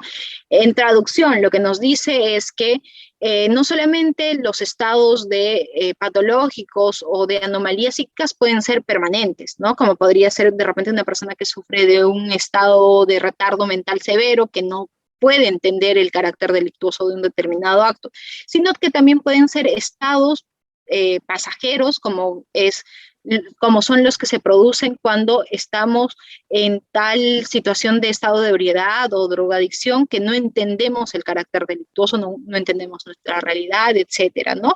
Pero hay que ver en qué nivel nosotros estábamos de este nivel de alcohol o de drogas para ver si es que de verdad se verifica el artículo 20, inciso 1 del Código Penal, ¿no?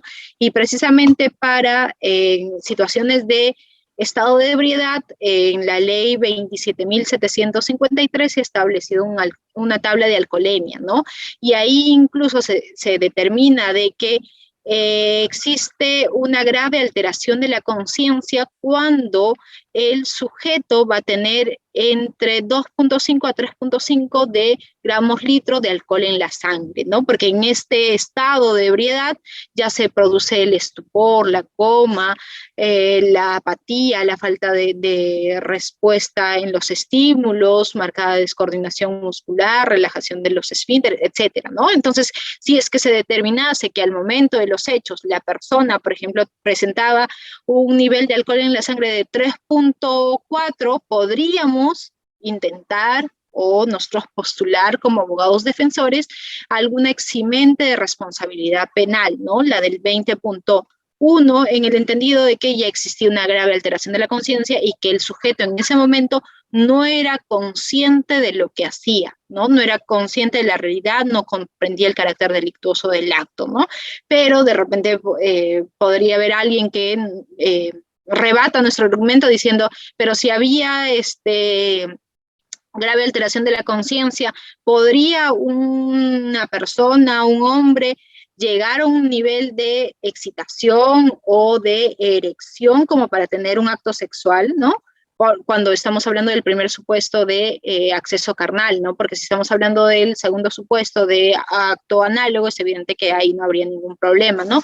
Pero habría que analizar todas las aristas del caso que nosotros podamos tener enfrente para ver si es que se produce una eximente o por el contrario se va a producir una especie de agravante, que es la que ha establecido recientemente el artículo 170 del Código Penal, ¿no? Y finalmente, casos prácticos para aplicar lo que hemos visto. El primer caso práctico 1 nos dice, Brian, quien se dedica al tráfico ilícito de drogas, amenaza a su prima Cintia para que se introduzca en la vagina un dispositivo que contiene PVC y lo transporte hasta Estados Unidos, donde la van a esperar miembros de la organización. Desde su punto de vista, el hecho narrado constituiría el delito de violación sexual. A ver, los leo así rapidito en el chat. Por ahí nos dice no. Claro, ¿y por qué sería que no acá?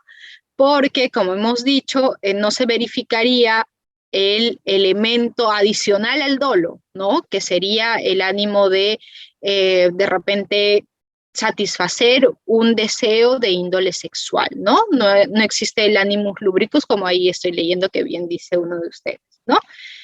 Caso práctico 2, a ver. Caso práctico 2, Ruth caminaba por una calle aledaña a su casa cuando de pronto apareció Jimmy, quien siempre le insistía para salir y entablar una relación seria. Cansado del rechazo de Ruth, Jimmy sacó un cuchillo y la amenazó para tocarle los senos y genitales. Además, la obligó a que le chupara los dedos de la mano. Desde su punto de vista, se habría configurado el delito de violación sexual. A ver, ¿qué creen ahí? No, nos dicen por ahí. Alguien dijo que sí, ¿no? Tocamientos indebidos, no. Acceso carnal, no. Bien, como hemos dicho anteriormente, pues los actos análogos únicamente se van a referir a la vía vaginal y a la vía anal. Cuando es por vía bucal, no constituirían el delito de violación sexual, ¿no? Cuando hablamos de actos análogos, de introducción de objetos o partes del cuerpo, ¿no? Pero sí podríamos hablar de algún tipo de actos de carácter libidinoso sin consentimiento, actos anteriormente que eran mal llamados actos contra el pudor, ¿no? Y finalmente tenemos el último caso práctico. José y Roberto son amigos de la universidad. Cierto día deciden ir a libar alcohol al cuarto de José para celebrar que terminaron de manera satisfactoria un ciclo universitario. Al día siguiente, Roberto despierta con fuerte dolor de cabeza sin recordar lo que pasó y observa a su lado a José, quien presenta signos de haber sido golpeado y ultrajado. Desde su punto de vista, se cometió el delito de violación sexual. Si su respuesta es afirmativa, se podrá aplicar algún agravante. A ver, ¿qué piensan en este caso?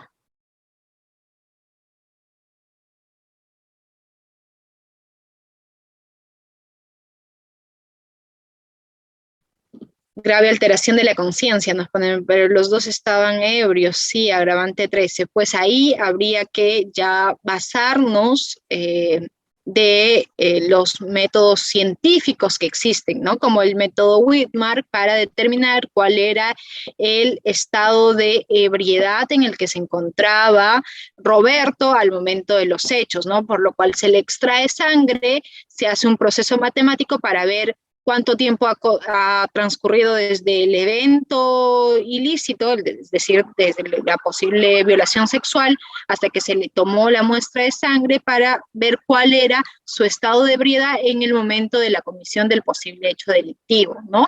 Si es que presentase un estado de ebriedad de más de 2.5, podríamos intentar hablar de un delito de violación de un eximente, perdón, pero si es que tuviese de repente menos de 2.5 y con lo cual se determina que era todavía consciente de lo que estaba pasando, podríamos hablar incluso de una agravante del delito de violación sexual, ¿no?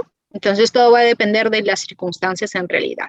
Bien, hasta ahí tenemos lo que ha sido las diapositivas. Ahora abrimos pase para sus preguntas, comentarios, reflexiones, etcétera. Excelente, doctora. Doctor Pablo, muy buenas noches. Por favor, los participantes, es una pregunta, ¿sí? Y por favor les agradecería que sean breves. Doctor Pablo, buenas noches. Adelante.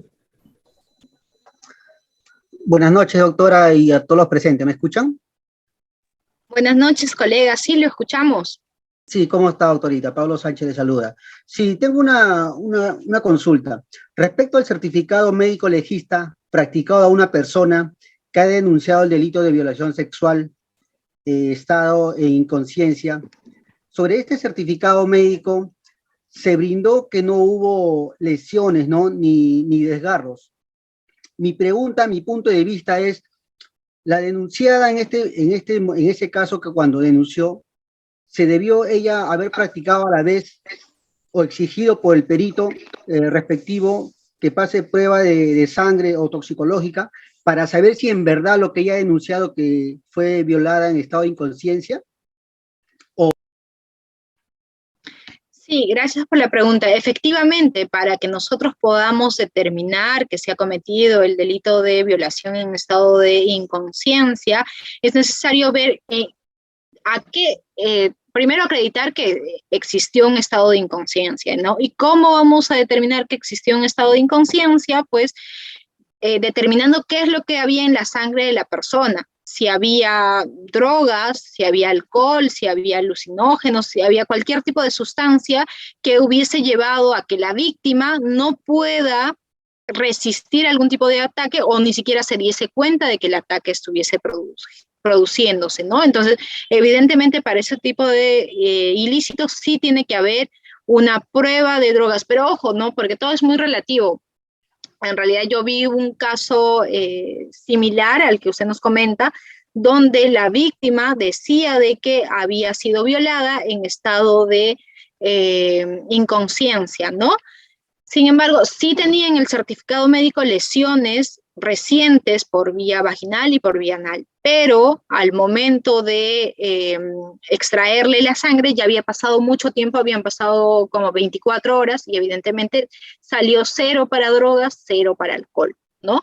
Entonces ahí un poco la defensa del imputado, de uno de los imputados, porque eran varios, era que en realidad no se podía acreditar que la persona había estado en estado de inconsciencia, ¿no? Y que por el contrario de repente pudo haber sido de que había tenido relaciones sexuales de carácter consentidas con una de las personas que estaba siendo agredida, que estaba siendo denunciada, perdón, ¿no? Entonces, pero de todas maneras es imprescindible que se realice el examen toxicológico, el examen de sangre, pero todo va a depender también de la sala para ver qué otros elementos hay como para llegar a determinar si se ha cometido el hecho delictivo o no.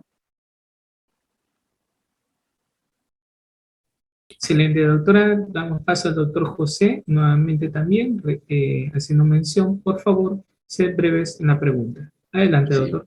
Buenas noches, doctora. ¿Me escucha? Buenas noches, colega. Sí, lo escuchamos. Sí, ¿cómo está, doctora?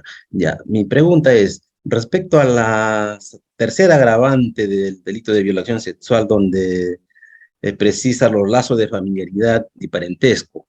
Si bien es cierto, el incesto no está penado en nuestra legislación peruana, pero por el solo hecho de ser papá cuando tiene relaciones sexuales con una menor de 14 años y la familia materna de la menor hace la denuncia por el solo hecho de que es papá, ¿se configura delito de violación sexual, doctora?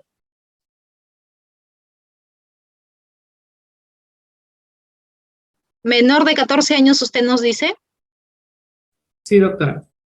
Sí, si es menor de 14 años, en cualquier supuesto se verifica el delito de violación sexual, ¿no? Si es menor de 14 años, ¿no? Si fuese mayor de 14 años, ya estaríamos hablando de una persona que puede, en ciertos casos, gozar de su libertad sexual, ¿no? Pero esta libertad sexual es restringida. ¿Por qué? Porque si existiese una contraprestación económica de parte de la persona, ahí se estaría verificando el delito de prostitución infantil, ¿no? Y eso sí está penado. Es decir, se les reconoce a los menores de edad la posibilidad de poder tener relaciones sexuales cuando tienen más de 14 años, pero siempre y cuando esto sea de manera libre, espontánea, que no haya un pago de por medio o cuando no sea para favorecer algún tipo de pornografía infantil o acto o prostitución infantil, etcétera, ¿no?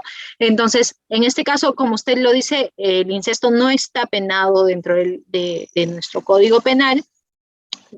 Sí se podría hablar, si es que es menos de 14 años, estaríamos frente a un delito. Si es que fuese más de 14 años, ya podríamos estar hablando de repente el ejercicio de la libertad sexual de la persona, ¿no?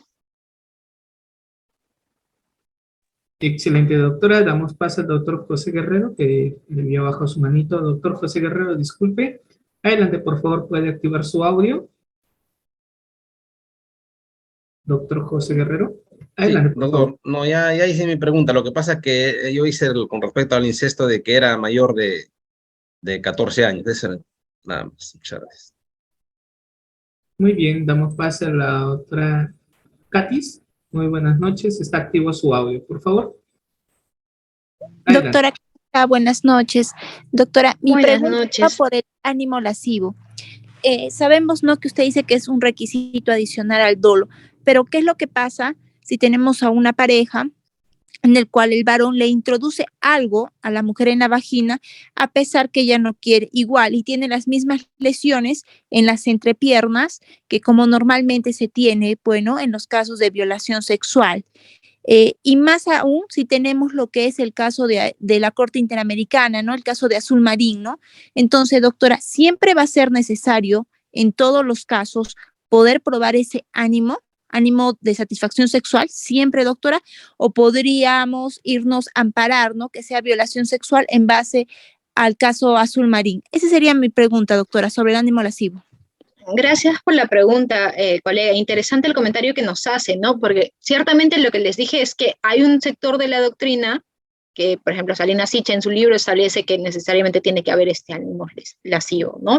Pero hay otro sector que dice que no, porque si ya es difícil probar el dolo en el comportamiento humano, ¿no? Porque es evidente que el dolo, ¿cómo lo vamos a probar? Si es un aspecto subjetivo, a través de los indicios, a través de las pruebas que pueda llevarnos a acreditar de que esta persona actuó con conocimiento de lo que iba a producir, ¿no? Entonces, si es difícil ya causar el dolo, muchos dicen, ¿cómo vamos a probar aquel elemento adicional incluso al dolo, ¿no? Es algo imposible, es algo difícil, ¿no? Pero todo va a depender de las circunstancias, yo creo, ¿no? En este caso, si usted nos dice de que el comportamiento se ha dado así, de que la persona presenta lesiones, presenta algún tipo de desgarro, etcétera, y así el hombre dijese, no, pues no era mi intención producirle lesiones o no era mi intención producirle el delito de violación sexual, ya, pero ¿cuál sería el supuesto alternativo, no? Porque en el ejemplo que les ponía, en el caso práctico, ahí evidentemente se desprende de que la persona, su finalidad era el transporte de drogas. Esa era la finalidad, ese era el comportamiento último que se buscaba. Pero en el que usted nos pone, ¿cuál sería el comportamiento adicional que está buscando? Ocultar algún tipo de instrumento, cometer otro tipo de delito, pareciese que no hay respuesta, ¿no? Entonces lo único que quedase o quedaría sería que la persona más bien sí tenía un ánimo lascivo, un ánimo de satisfacer algún tipo de deseo, de apetito sexual, etcétera, ¿no? Y pues la norma finalmente no nos establece expresamente de que tiene que haber un elemento adicional al dolo, ¿no? Entonces usted podría aplicar tranquilamente el dolo y ahí se solucionaría o se resolvería el caso, ¿no? Excelente, doctora. Damos paso al doctor Javier, que no ha participado en la sesión. Doctor Javier, está activo su audio. Doctora, buenas noches. Buenas noches, colega. De todo, felicitarla, excelente la ponencia. Doctora, ¿qué delitos se estaría cometiendo para un caso de violación sexual de una menor de edad, 13 años, que tiene retardo mental? El delito sería, de acuerdo a esta nueva modificatoria, según la ley 3838, que usted lo mencionó en una de las diapositivas, es violación de persona en incapacidad de resistencia o es violación sexual a menor de edad? A eso va mi pregunta, doctora. Gracias por la pregunta, colega. En este caso, esta persona tiene un problema mental, nos dijo que retardo mental, ¿cierto? Que le imposibilita prestar algún tipo de consentimiento válido respecto de la violación sexual. Entonces, yo creo que todo depende de las circunstancias, ¿no? Pero pareciese que en este caso es violación sexual de una persona en imposibilidad de resistir, ¿no? Porque existen dos supuestos que se pueden englobar. Los supuestos en los que el agente previamente ha incapacitado a la persona para que pueda resistir algún tipo de ataque, o los supuestos en los que ya la víctima, la persona, no puede resistir porque adolece de algún problema o alguna enfermedad o algún problema de índole psicológico, psiquiátrico o físico, etcétera, ¿no? Entonces la víctima ya de por sí misma no va a poder resistir. Entonces yo consideraría que estaríamos dentro de un supuesto de violación sexual de persona en incapacidad de resistir. Excelente, doctora. Y terminamos con la participante Virginia. Muy buenas noches, doctora. Está activo su audio. Adelante, por favor. Sí, muy buenas noches, doctora. Muchas gracias por su respuesta. Con relación a la violación sexual que se realiza con la agravante en presencia de menor de edad, si bien es cierto, ya es un agravante en este tipo penal que usted ha descrito, ¿cuál es su opinión si esto causa una afectación psicológica en ese menor que presenció?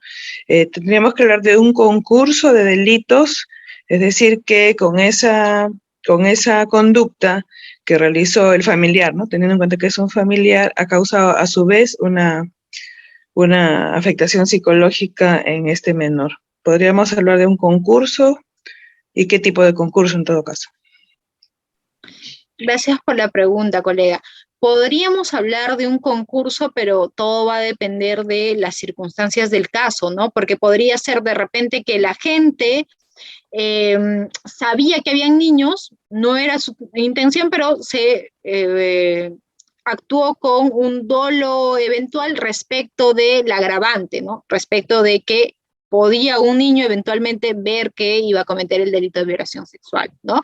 Pero entonces, en este caso, ¿de qué manera se verificaría el delito de violencia psicológica del menor si en realidad no había un dolo respecto de este comportamiento? Si había un dolo eventual respecto de la violación sexual, pero más no así un dolo respecto de la violencia psicológica hacia el menor, ¿no? Entonces, podríamos hablar de repente de una circunstancia, ya la agravante ya está de por sí misma puniendo ese comportamiento de haber colateralmente causado la afectación del niño, ¿no? Pero si, por ejemplo, el agente buscaba que el menor viese el sufrimiento de su mamá, de su hermana, de su hermano, etcétera, entonces ahí sí podríamos hablar de repente de un dolo directo para ambos hechos delictivos y estaríamos hablando de comportamientos independientes y podríamos en ese supuesto de repente hablar de un concurso real de delitos, ¿no? Por un lado tengo el comportamiento de causar la violación sexual, de producir la violación sexual, y por el otro lado tengo el comportamiento de producir el daño psicológico, la afectación psicológica, lo que sea que salga en el certificado respecto del menor. Podría ser, pero hay que tratarlo con pinzas, ¿no? Porque siempre se caería de repente se caería en el supuesto, o se caería en la circunstancia de doble punición, ¿no? Y eso no es lo que queremos causar, ¿no? La doble punición, porque por un lado estamos agravando la pena y por el otro lado estamos intentando aplicar otra pena adicional por el delito de afectación psicológica, etcétera, ¿no? Entonces hay que tener mucho cuidado al momento de poder tipificar este comportamiento, y sobre todo nos vamos a basar de las circunstancias que rodeen al caso para ver si es que lo enmarcamos solamente como agravante o como un concurso real respecto de otro delito.